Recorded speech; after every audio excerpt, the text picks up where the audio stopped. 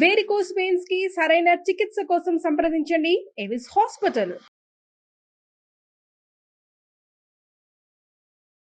నమస్తే, welcome to India's largest digital media Suman TV. ఈరోజు మనతో పాటు స్టూడియోలో రెడీగా ఉన్నారు సురక్ష ఆయుర్వేద అండ్ పంచకర్మ స్పెషలిస్ట్ పూర్ణ రాజేశ్వరి గారు. నమస్తే మేడం. నమస్తే అమ్మా. మేడం, చాలా మంది డైస్ వాడుతున్నారు హెయిర్కి. హెయిర్ డైలు ఎక్కువైపోయాయి ఇప్పుడు. ఒకప్పుడు 40+ తర్వాత చూసుకునే ఈ సిచ్యువేషన్స్ అన్నీ ఇప్పుడు 20+ కనిపిస్తూ ఉంది. అవి వాడడం వల్ల హెయిర్ మనం అందంగా కనిపిస్తున్నాము అని అనుకుంటున్నారే కానీ హెయిర్కి జరిగే డ్యామేజ్ గురించి, దానివల్ల వచ్చే సైడ్ ఎఫెక్ట్స్ గురించి ఎవరు పెద్దగా ఆలోచించట్లేదు. అందులో మార్కెట్లో కూడా రకరకాల హెయిర్ డైస్ వచ్చేసాయి. వాటిని అట్రాక్ట్ చేస్తున్నాయి అనమాట. చాలా సింపుల్గా అయిపోతున్నాయి కదా అని అనుకుంటున్నారే కానీ దానివల్ల ఎంత ప్రమాదం ఉంది అనేది ఆలోచించట్లేదు. మరి ఆయుర్వేదంలో ఎలాంటి ప్రమాదం లేకుండా ఏమైనా ఇంట్లోనే మనకి ఇలాంటి ప్రిపేర్ చేసుకోవడానికి ఏమైనా ఉన్నాయా, లేదా ఆయుర్వేద షాప్స్లో అవైలబుల్గా ఉంటాయా?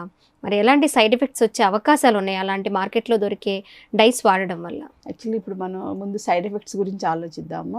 సైడ్ ఎఫెక్ట్స్ ఏంటంటే, హెయిర్ డైస్ పాత రోజులు ఏంటంటే 2 రకాల జెల్స్ లాంటివి ఉంటే అవి మిక్స్ చేసేసి వేసుకోవడం అనేది ఒక పద్ధతిగా ఉండేది. అది మీరు అన్నట్లు 40+ వాళ్ళు ఎక్కువగా వాడుతున్నారు. ముఖ్యంగా ఏంటంటే అప్పట్లో ఒక 25-30 ఇయర్స్ బ్యాక్ యూఎస్ వెళ్ళొచ్చారంటే అక్కడ పార్టీల్లో మరి తప్పనిసరిగా వేసుకోవడం అలవాటు అవుతుంది. ఇక్కడికి వచ్చాక కూడా అది కంటిన్యూ అవుతూ ఉండేవాళ్ళు.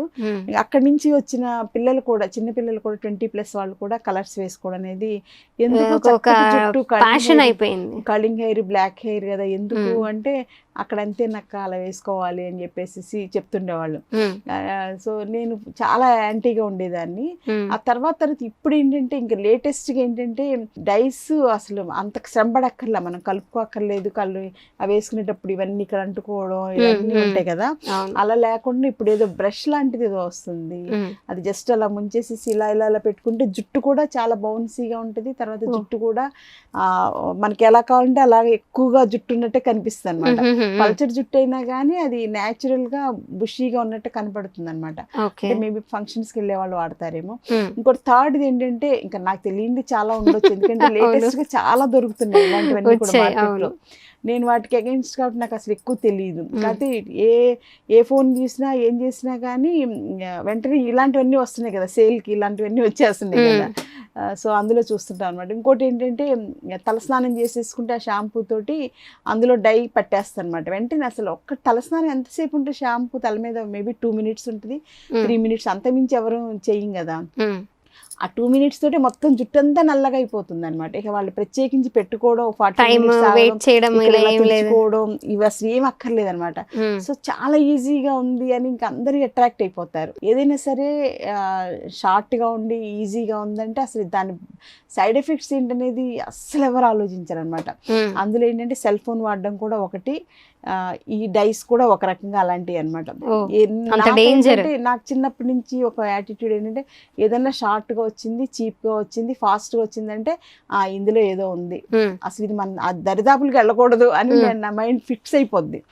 అంత హార్డ్ వర్కింగ్ లోను స్లోగా రిలాక్స్డ్ గా స్లో అండ్ స్టడీగా వచ్చిందే కరెక్ట్ అనేది.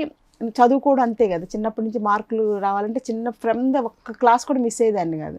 సో చిన్నప్పటి నుంచి ప్రతి క్లాస్కి అటెండ్ అవ్వడం, వెంటనే ఆ ఈవినింగ్ చిన్న నోట్స్ రాసేసుకోవడం, దానికి సంబంధించిన బుక్స్ ఏమైనా ఉంటే అవి ప్రిపేర్ చేసుకోవడం, నా నోట్స్ నేను రాసేసుకోవడం. నా నోట్స్కి పెద్ద డిమాండ్ ఉండేది అప్పట్లో. సో అలా ఏంటంటే అలా హార్డ్ వర్కింగ్ యాటిట్యూడ్ అలవాటు అవడం వలన నాకు అసలు షార్ట్ కట్స్ కానీ ఇలాగా తొందరగా రిజల్ట్ వచ్చేది, చీప్గా వచ్చేది అంటే అసలు ఆ పరిసరాలకు అసలు ఆ మైండ్లోకి ఇంత కూడా థాట్ అనేది రానివ్వను అనమాట. Slow and steady wins the race అనేది నమ్మడంలో నేను నెంబర్ 1. సో అలాగే ఈ డైస్ కూడా ఇలాగ చాలా వచ్చేస్తున్నాయి. అసలు మా ఫ్రెండ్స్ కూడా నాతోటి అనేవాళ్ళు, ఎలా జుట్టు గోరింటాయి పెడితే బాగాలేదు, ఆరెంజ్ కలర్లో ఉంటుంది, ఇది ట్రై చేయొచ్చు కదా, ఎందుకు నువ్వు అలాగా ఆరెంజ్ కలర్ జుట్టు చేసుకుంటున్నావు, అది ఇది అని అంటుంటారు. ఏమైందిలే, నేను అస్సలు ఏమైనా ట్రై కూడా చేయలేదు అనమాట. ఇంకా సో ఈ షాంపూ ఇంకా డేంజర్ అనమాట. సో అవన్నీ కూడా వాడటం అనేది ఇంకా తప్పనిసరి అయిపోయింది ఈ రోజుల్లో. ఇంకా అంటే మనకి ఒక గ్లామర్ కోసం ఇంకోటో ప్రొఫెషనల్ దేనికో తప్పనిసరి అయిపోతుంది. సో అందుచేత ఏంటంటే అలా వాడుతున్నా కూడా సైడ్ ఎఫెక్ట్స్ రాకుండా ఎలా కాపాడుకోవాలి అనేది నా నా ఓన్ ఇదనమాట. అంటే నన్ను నేను కాపాడుకోవడానికో, లేకపోతే నా దగ్గర వాళ్ళకి చెప్పడానికో, లేకపోతే మన కస్టమర్స్ అందరికి, మన వ్యూయర్స్ అందరికీ కూడా ఉపయోగపడేలాగా, ఇంకా వాళ్ళు వాడుకోవడం అనేది వాళ్ళ చాయిస్, అది మనం ఇంకా దాన్ని చేయలేము, అంతే కదా, చెప్పడం వరకే మన బాధ్యత. సో ఇంకా అలాంటప్పుడు ఏంటంటే ఆ చాయిస్కి మనం దాన్ని సపోర్టింగ్గా ఆయుర్వేదిక్ క్లయింట్స్లో ఏం చేయాలి, జుట్టును పాడుకు చేసుకోకుండా ఎలా వాళ్ళ జుట్టును కాపాడుకోవాలి. మీరు అడిగినట్లు ఇవన్నీ వాడడం వల్ల వాటితో పాటు హెయిర్ డైస్ అని, హెయిర్ స్ట్రైట్నింగ్ అని, తర్వాత కొంతమంది ఏమో ఒక రకమైన సిల్వర్ కలర్, ఒక రకమైనటువంటి కాపర్ కలర్, గోల్డ్ కలర్, ఇలా స్ట్రిప్స్గా వేసుకుంటూ ఉంటారు కదా. అంటే అదొక రకం చేంజ్గా బాగుంటుంది చూడడానికి, కానీ సైడ్ ఎఫెక్ట్స్ భయంకరంగా ఉంటాయి అనమాట. అవి ఇంకా స్ట్రాంగ్ కెమికల్స్, బ్లాక్ కెమికల్స్ కన్నా కూడా. అంటే బట్టలకి ఏ రకమైనటువంటి కెమికల్స్ ఉంటాయో అలాంటి కెమికల్స్ హెయిర్ కి వాడుతున్నాం, హెయిర్ డేకి మనం వాడుతున్నాం అనమాట. అవన్నీ కూడా అంత స్ట్రాంగ్ కెమికల్స్. ఏంటంటే మనకి హెయిర్ నుంచి నెక్స్ట్ ఉండేది ఇమీడియట్ గా బ్రెయిన్, ఆ నెక్స్ట్ ఉండేది కళ్ళు. సో ఈ 3 ఆర్గాన్స్ డ్యామేజ్ అయిపోతాయి అనమాట. బ్లడ్, సో మెయిన్గా ఇవి 3 డ్యామేజ్ అయిపోతాయి. కంటి చూపు దెబ్బతింటుంది, బ్రెయిన్లో సెల్స్ దెబ్బతింటే రక్తం అంతా కూడా కలుషితం అయిపోయి టాక్సిన్స్ కలెక్ట్ అయ్యి వాటి వలన క్యాన్సర్ రావడానికి అవకాశం ఉంటుంది. కాబట్టి హెయిర్ డైస్ కానీ అవి కూడా చాలా జాగ్రత్తగా వాడుకోవాలి. వాటికి సపోర్టింగ్గా ఏంటంటే మనం ఏం చేసుకోగలం అనేది ఆలోచిస్తే కనుక డైట్లో ఉసిరికాయలు ఎక్కువ వాడుకునేలా చూసుకోవాలి, అలాగే పాలకూర ఎక్కువ తీసుకోవాలి, గోంగూర ఎక్కువ తీసుకోవాలి, ఇలాగ వైటమిన్స్ ఎక్కువ ఉండేటువంటి, ఐరన్ ఎక్కువ ఉండేటి ములగాకు ఎక్కువ తీసుకోవాలి. ఇలాంటివి కొంచెం డైట్లో కేర్ తీసుకోవాలి. మంచినీళ్ళు సరిపడా తాగడం అనేది కూడా చాలా ఇంపార్టెంట్. ఇంకా నెక్స్ట్ ఏంటంటే ఆయుర్వేదిక్ లైన్స్లో మంచి హెయిర్ ఆయిల్స్, హెయిర్ ప్యాక్స్ ఉంటాయి. సో అప్పుడప్పుడు ఇవి ఒకసారి మనం హెయిర్ డై పెట్టుకునే ముందు కానీ, హెయిర్ డై పెట్టుకున్న మర్నాడు కానీ తప్పనిసరిగా ఇవి అప్లై చేసుకుంటే ఏంటంటే అక్కడ ఉండేటువంటి కెమికల్స్ సంబంధించిన రియాక్షన్స్ అన్నీ ఇవి కొంతవరకు క్లియర్ చేయడానికి ఉపయోగపడతాయి. సో నేను చెప్పే ఒక సీనియర్ ఆయుర్వేదిక్ డాక్టర్గా బ్యూటీ కాన్షియస్ అనేది అందరికీ ఇంపార్టెంట్ కాబట్టి ఇలా ఆయుర్వేదిక్ హెయిర్ ఆయిల్స్ ఇంత స్ట్రాంగ్, ఇంత మంచి ఇది కలర్ చూసారు ఎలా ఉందో, ఎన్ని రకాల ఇంగ్రీడియంట్స్ యాడ్ చేశారు మేడం? మోర్ దెన్ 10 to 12 ముఖ్యంగా నీలి, గోరింటాకు, మందార పువ్వులు, ఈ ఉసిరి, ఇవన్నీ మేజర్ ఇంగ్రీడియంట్స్ అన్నమాట. అవి వేసేసి ఆవు పాలు ఎక్కువ వేయాలి. వేసేసి ఒక వారం నుంచి 10 రోజులు మరగబెడతాం అనమాట. రోజు వారం నుంచి 10 రోజులు మరగబెడతారా? ఇనుప కళాయి అయితే బెస్ట్ అనమాట. సో మా ఇంట్లో ఏంటంటే నిత్యం అగ్నిహోత్రం లాగా ఎప్పుడు ఆయిల్స్ అలా మరుగుతూనే ఉంటాయి. ఒక 4 స్టవ్ ఉంటుంది మా ఇంట్లో, ఒక స్టవ్ మీద ఎప్పుడు ఆయిల్స్ ఉంటూనే ఉంటాయి అనమాట. అలా కాస్తేనే నాకు ఎన్ని లీటర్స్ మీరు ప్రిపేర్ చేస్తే అది ఎంత వరకు తగ్గిపోతూ ఉంటుంది? అంటే నూనె బేస్డ్ గా వాడతాం. ఒక్కొక్కసారి కొబ్బరి నూనె, ఇందులో అయితే కొబ్బరి నూనె ఉంది, నువ్వుల నూనె ఉంది, అయినా కూడా అంత స్ట్రాంగ్ కలర్ అనమాట. సో ఈ ఆయిల్ ని ఎప్పుడు తలస్నానం చేసినప్పుడు అప్పుడు ఇది అప్లై చేసేసుకోవాలి. ఫస్ట్ ఈ ఆయిల్ అప్లై చేసుకోవాలి. అంటే వీలైతే నైట్ పెట్టేసుకుంటే ఆయిల్ మంచిది. ఒకవేళ నైట్ కుదరకపోతే ఎర్లీ మార్నింగ్ లేచిన వెంటనే ఈ ఆయిల్ని అప్లై చేసుకోవడం చాలా ఇంపార్టెంట్. ఎక్కువ అక్కర్లేదు, జస్ట్ ఈ మూత ఉంది కదా, ఈ మూత క్వాంటిటీ సరే, అంటే 5 to 10 ml సరిపోతుంది. తలకు అప్లై చేసేసుకుంటే ఈ ఆయిల్ ఉండేటువంటి న్యాచురల్ ఫైబర్కి సంబంధించినటువంటి ఫైటోకెమికల్స్, మెడిసినల్ వాల్యూస్ ఈ హెయిర్ రూట్స్ని పాడవకుండా కాపాడతాయి. అప్పుడు హెయిర్ ఫాల్ని మనం అవాయిడ్ చేసి, డైస్ ఎక్కువ వాడిన వాళ్ళకి హెయిర్ ఫాల్ ఎక్కువ చూస్తుంటాం. సో ఈ ఆయిల్ అలా కేర్ తీసుకుంటుంది అనమాట. అలాగే ఈ ప్యాక్, ఇందులో ముఖ్యంగా ఉసిరి చూర్ణం, తర్వాత నీలి చూర్ణం, గోరింటాకు, ఇలాంటివన్నీ వేసి తయారు చేసింది ఈ చూర్ణం. కొంతమందికి వేప పౌడర్ కూడా కలుపుతాయి, ఎందుకంటే చుండ్రు కానీ దురదలు కానీ ఉన్న వాళ్ళకి వేపాకు పౌడర్ కూడా ఉంటుంది. సో ఇది కూడా అంతే, ఒక 9 ఇంగ్రీడియంట్స్ తయారు చేసింది.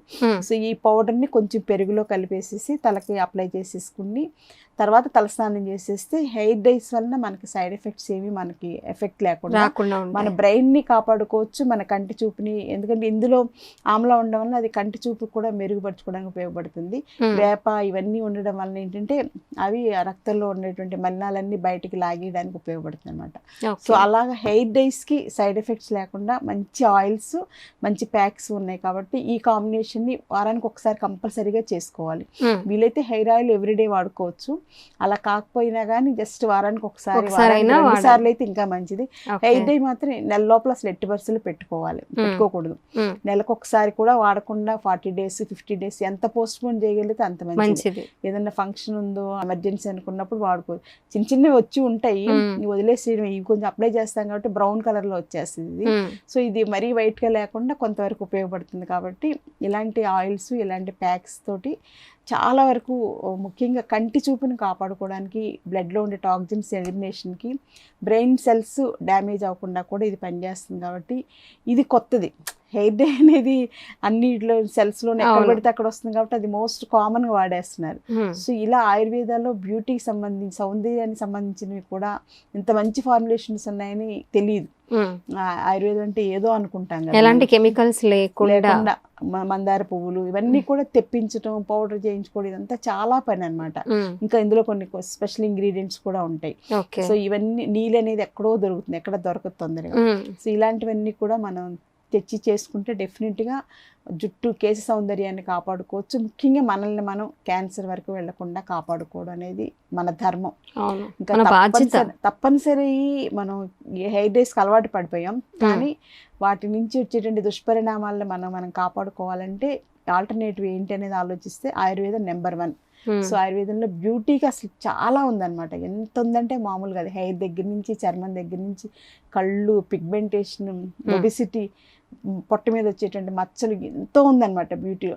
అంటే నాకు విపరీతమైన ఇంట్రెస్ట్, ప్యాషన్ ఆయుర్వేదంతో ఇంకేం చేయగలను అని అలా సెమినార్స్కి వెళ్తూనే ఉంటాను, నాలెడ్జ్ని ఇంప్రూవ్ చేసుకున్నాను.